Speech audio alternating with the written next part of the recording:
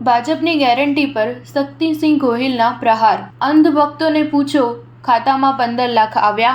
2 કરોડ લોકોને નોકરીની ગેરંટી આપી હતી, આ તો જેની પાસે હતી એ પણ ગઈ। પાટણ લોકસભા બેઠકના કોંગ્રેસના ઉમેદવાર ચંદનજી ઠાકોરે આજે ઉમેદવારી પત્ર ભર્યું હતું।